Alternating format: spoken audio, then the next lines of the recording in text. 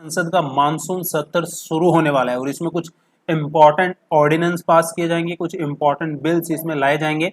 आप जानते हैं अब की बार का जो ये सेशन है कोविड-19 के चलते थोड़ा लेट होगा। आज हम इस वीडियो में जनरल नॉलेज के पॉइंट ऑफ व्यू से पढ़ेंगे कि जो सेशन होते हैं पार्लियामेंट के, जो सत्र होते हैं वो कितने प्रकार के होते हैं, उनका टेन्योर क्या होता है और कौन कौन से इंपॉर्टेंट बातें हैं, कौन कौन से इंपॉर्टेंट क्वेश्चन हैं जो हमसे सेशन से रिलेटेड हमारे कॉम्पिटिटिव एग्जाम में पूछे जाते हैं।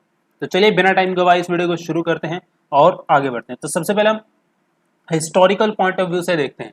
हिस्ट्री तो हमें पता होनी चाहिए ना कि अभी जो हमारी लोकसभा है और सबसे पहली लोकसभा कौन सी थी। तो फिलहाल हम बात करते हैं जो हमारी पहली लोकसभा थी। पहली लोकसभा बनी थी हमारी 17 अप्रैल 1952 को, जब हमारे देश में पहली बार इलेक्शन हुए थे। उसके बाद कांग्रेस की सरकार बनी थी, तो पहली लोकसभा 17 अप्रैल 1952 को बनी थी।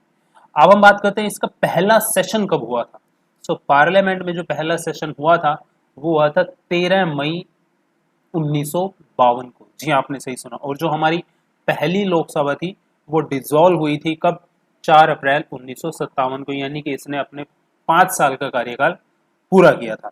अब हम बात करते हैं कि जो हमारा जो संविधान है, क्या उसके अंदर कोई ऐसा आर्टिकल है जो हमारे देश की पार्लियामेंट को डिफाइन करता है। तो ऐसे में आपको एक आर्टिकल मिलेगा, वो है आर्टिकल 79।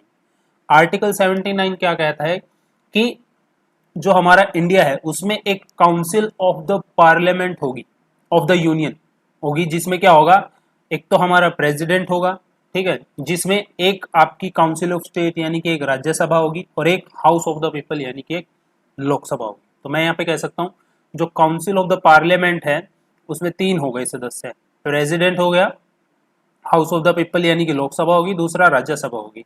अब यहाँ पे आपको ये भी जानने की जरूरत है, जो प्रेसिडेंट होते हैं वो ना तो ही लोकसभा के मेंबर होते हैं और ना ही राज्यसभा के मेंबर होते हैं। चलिए आगे बढ़ते हैं। अब हम बात करते हैं करंट में न्यूज आई है हमारे पार्लियामेंट सेशन की, वो क्या है।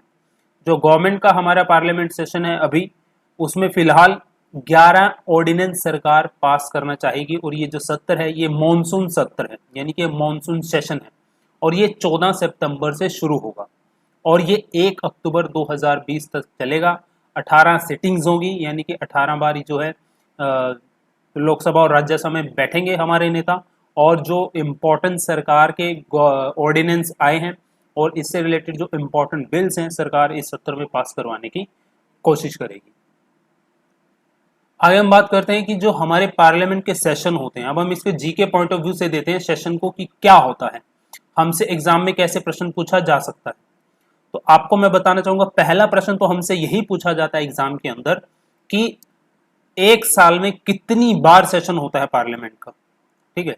तो आपको पता होना चाहिए, अगर पार्लियामेंट का एक साल में, मान लीजिए आपका एक सेशन हुआ पार्लियामेंट का एक साल में, तो दूसरा जो सेशन होगा उसका गैप 6 महीने से ज्यादा नहीं होना चाहिए, नॉट एक्सीडेड 6 मंथ। तो इसका मतलब ये हो गया कि जो सेशन होगा पार्लियामेंट का एक साल में कम से कम 2 बार तो होगा। ये चीज क्लियर। अब हमारी जो पार्लियामेंट है उसमें 3 सेशन होते हैं, एक होता है बजट सेशन, एक होता है मॉनसून सेशन और एक होता है विंटर सेशन। अब हम जैसे बजट सेशन की बात करें तो जनरली हमें फरवरी से लेकर मई को देखने को मिलता है।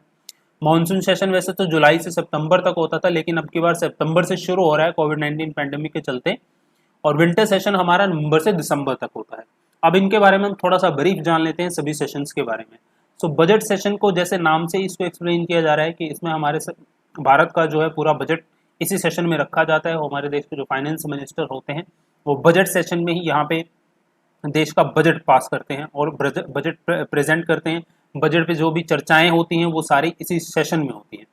बजट सेशन जो कि मैं आपको बता रहा था फरवरी से लेकर मई का होता है, तो इसको 2 हिस्सों में डिवाइड कर दिया जाता है, 2 भाग में, ठीक है। तो इन 2 भागों के बीच में 1 महीने का गैप इस सेशन के बीच में रख लिया जाता है। तो हमारे देश का जो इकोनॉमिक आउटलुक होता है वो भी हमें बजट सेशन में देखने को मिलता है। इसके अलावा जो हमारा रेलवे बजट होता है वो भी बजट सेशन के दौरान ही पास किया जाता है।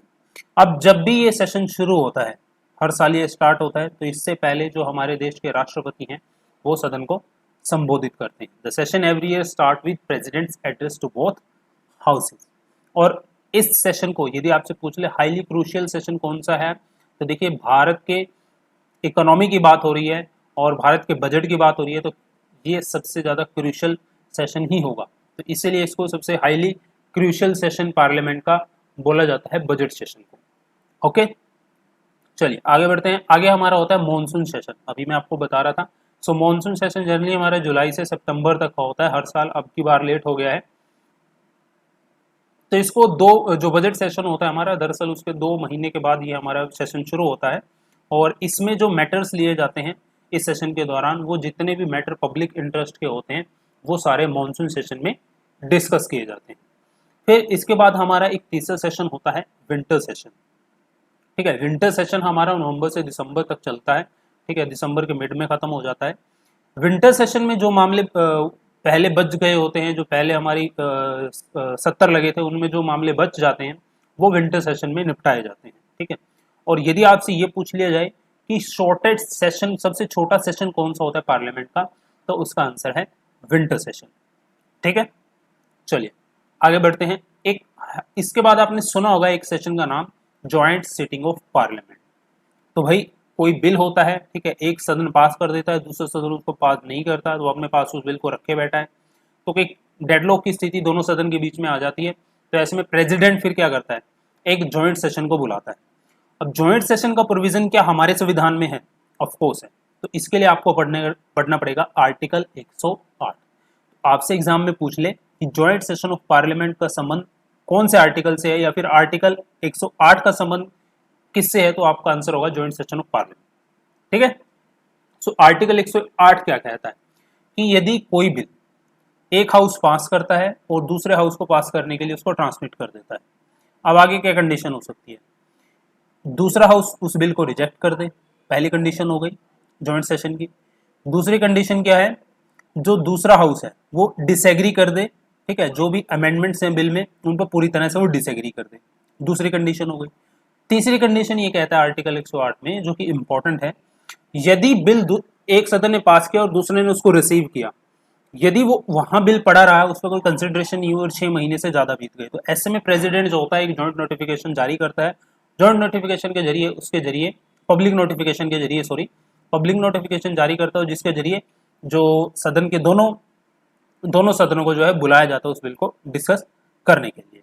ओके, अब एक चीज यहाँ पे ध्यान रखना कि मैं आपको बता रहा हूं कि 6 मंथ से ज्यादा यदि वो बिल रख के बैठता है एक सदन, ठीक है, तब ज्वाइंट सेशन बुलाया जाता है। एक चीज ध्यान रखना, आपसे ये प्रश्न पूछा जा सकता है कि जो 6 मंथ का पीरियड काउंट करते हैं, तो एक चीज ध्यान रखना, यदि इन 6 मंथ के पीरियड के बीच में सदन की कार्रवाई 4 दिन से ज्यादा स्थगित हुई है, तो उसको 6 महीने के पीरियड में काउंट नहीं किया जाता। ये चीज याद रखना आप, ठीक है, ये एग्जाम में पूछी जाती है। ये चीज क्लियर हो गई। तो ये आर्टिकल 108 की मोटी सी बातें हैं, मैंने आपको बताई। आगे हम बढ़ते हैं, ज्वाइंट सेशन के बारे में समझते हैं। अब ज्वाइंट सेशन जो लगता है उसके अध्यक्ष कौन होंगे, क्योंकि पार्लियामेंट में तो जो लोकसभा बैठती है उसको स्पीकर उसके अध्यक्ष होते हैं, और राज्यसभा में जो बैठती है उसके हमारे वाइस प्रेसिडेंट चेयरमैन होते हैं। लेकिन जब ज्वाइंट सेशन लगता है तब कौन होगा, ठीक है, तब उस समय जो सेशन के अध्यक्ष होंगे उस समय असेंबली के, वो होते हैं स्पीकर लोकसभा के। अगर मान लीजिए लोकसभा के स्पीकर नहीं है, तब डिप्टी स्पीकर ऑफ लोकसभा को लाया जाएगा। अब मान लीजिए डिप्टी स्पीकर ऑफ लोकसभा भी नहीं है, तो इस बारे इसमें क्या होगा, फिर जो डिप्टी चेयरमैन होगा, ध्यान रखना यहाँ पे चेयरमैन की बात नहीं कर रहा हूँ, वाइस प्रेसिडेंट की मैं बात नहीं कर रहा हूँ, डिप्टी चेयरमैन जो राज्यसभा होगा फिर उसको लाया जाएगा। अब मान लीजिए डिप्टी चेयरमैन भी राज्यसभा का नहीं है, ठीक है, तो फिर कौन सा मेंबर लाया जाएगा, तो उसके बाद एक सिचुएशन आ जाती है जिसमें एक पार्लियामेंट का मेंबर लिया जाता है और दोनों सदनों की मंजूरी से, वोटिंग सिस्टम से दोनों सदनों की मंजूरी से उसको चुना जाता है, और फिर वो उस ज्वाइंट सेशन को अध्यक्षता करता है। ये बात क्लियर हो गई, ठीक है, ज्वाइंट सेशन के बारे में पता चल गया आपको। ओके, अब हम आते हैं एक्सेप्शन ज्वाइंट सिटिंग के बारे में, कि ज्वाइंट सिटिंग कौन से बिल पे नहीं बुलाई जा सकती। पहला तो है आपका मनी बिल, ये ध्यान रखिए आप जानते हैं मनी बिल सिर्फ लोकसभा में ही लाया जाता है और लोकसभा ही उसको पास करती है। अगर वो राज्यसभा में जाता है और 14 दिन तक ऐसे ही पड़ा रहता है, उस पर कोई कार्रवाई नहीं वो करते, कुछ भी डिस्कशन नहीं करते, 14 दिन के बाद ऑटोमेटिक वो पास मान लिया जाता है। ठीक है, ये क्वेश्चन जो मैं आपको बता रहा हूं ना, पॉइंट ये आपसे एग्जाम में पूछे जाते हैं। ठीक है, तो joint sitting money bill pay लागू नहीं है। अब बात करते हैं कॉन्स्टिट्यूशनल अमेंडमेंट बिल्स की। ठीक है, आप जानते हैं हमारा संविधान है उसको अमेंड किया जा सकता है और इसकी पावर कौन देता है? खुद संविधान का आर्टिकल 368। ठीक है, तो 368 आर्टिकल किससे जुड़ा है? कॉन्स्टिट्यूशनल अमेंडमेंट से। अब हम बात करते हैं कि यदि कोई ऐसा अमेंडमेंट लाया गया है तो आप जानते हैं उसको पास करने के लिए जो दोनों सदन होते हैं उनकी 2/3 मेजोरिटी की हमें आवश्यकता होती है। ठीक है, दोनों हाउस की। यदि क्या होता है इन केस डिसएग्रीमेंट हो जाए दोनों हाउसेज के बीच में, तो ऐसा कोई प्रोविजन नहीं है कि जॉइंट सेशन ऑफ पार्लियामेंट का बुलाया जाए। ओके, तो ये था जॉइंट सिटिंग। तो मैंने आपको बताए कौन कौन से सेशन बताए। अभी मैंने आपको winter session, monsoon session, budget session, okay, और फिर मैंने आपको बताया joint session of parliament. Clear हो गया आपको? तो अब जो भी आपसे सदन सेशन से रिलेटेड क्वेश्चन पूछा जाएगा, आर्टिकल पूछा जाएगा, तो आप उसका आसानी से जवाब दे पाओगे। तो ये था आज का वीडियो। मिलता हूँ नेक्स्ट वीडियो में नए टॉपिक के साथ। तब तक के लिए बाय बाय।